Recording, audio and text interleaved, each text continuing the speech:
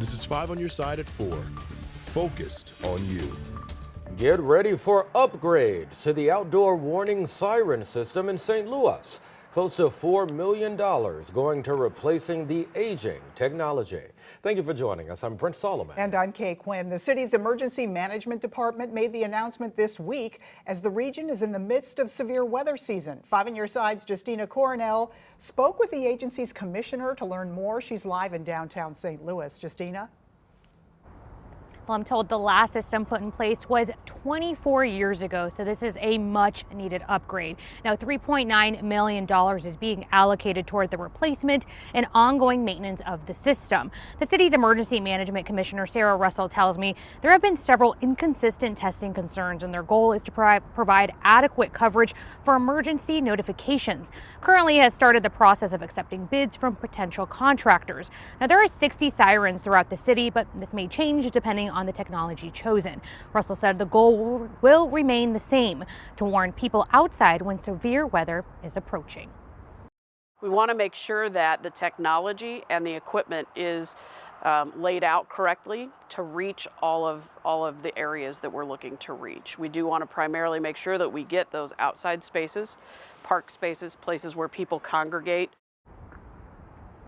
Something new that they've also rolled out are PSAs in 6 different languages. They're really explaining what the agency does and why it's important to sign up for notifications. Reporting in downtown St. Louis, Justina Coronel, 5 on your side.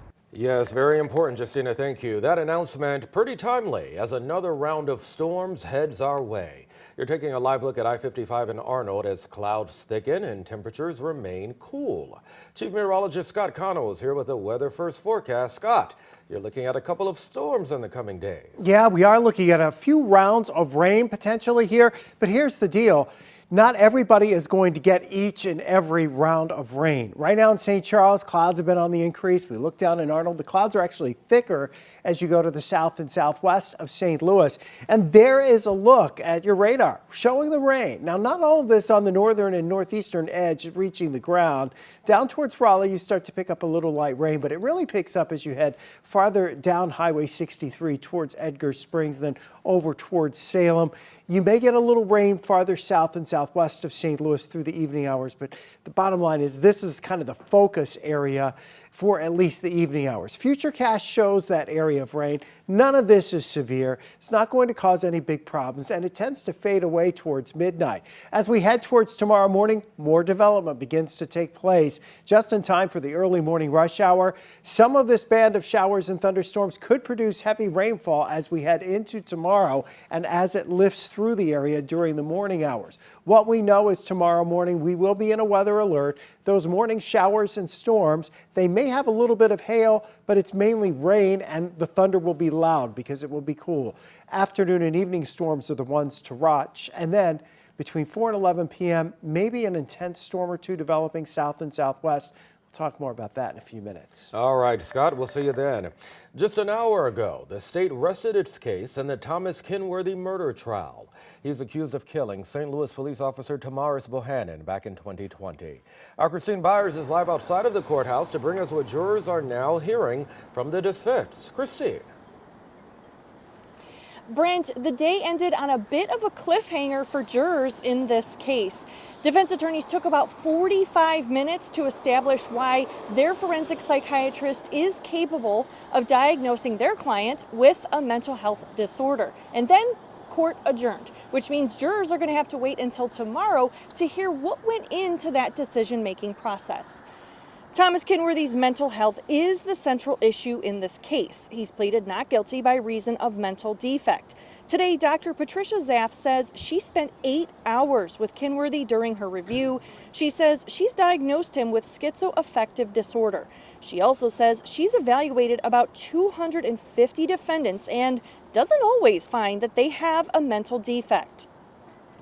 By far more common to find somebody not meeting the standard than meeting it. I estimate probably about 20% of the cases that I've evaluated, I've opined that they met the standard. Now, jurors will also hear from a rebuttal witness from the state, from prosecutors, who will disagree with this opinion and say Kenworthy does not suffer from a mental illness. This trial is scheduled to last until May 3rd, but it is running ahead of schedule. Live outside the courthouse in downtown St. Louis, Christine Byers, 5 on your side. Thank you, Christine. A deadly crash in South St. Louis leaves a teenager dead.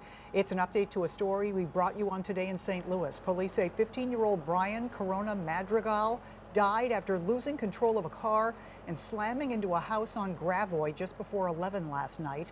We're told the teen was speeding and swerved to avoid an SUV. A 16-year-old passenger is recovering after being taken to a hospital. 2 police officers and another driver injured after a head-on crash in Delwood. Police say a vehicle slammed into the officer's car overnight on West Florissant near the city park. The 2 officers work at the North County Police Cooperative. Emergency crews took all 3 to a hospital for treatment. An apartment fire leaving several families without a home today. Firefighters were called to Pineview Apartments on St. Charles Street in Wentzville overnight. They found heavy flames in the back of that 8-unit building. They say the fire started on a balcony. Wind hampered their efforts to get it all under control. No one was hurt, but several pets died.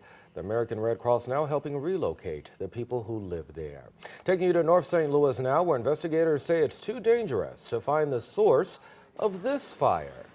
The fire department sent us that video of a burning vacant building on St. Louis Avenue. The fire started on the 2nd floor, causing the roof to collapse. Fire officials tell us several vacant homes on this block will now have to be torn down because of the threat of fires. Harvey Weinstein's rape conviction overturned. Why an appeals court thinks he should get a new trial. Ahead.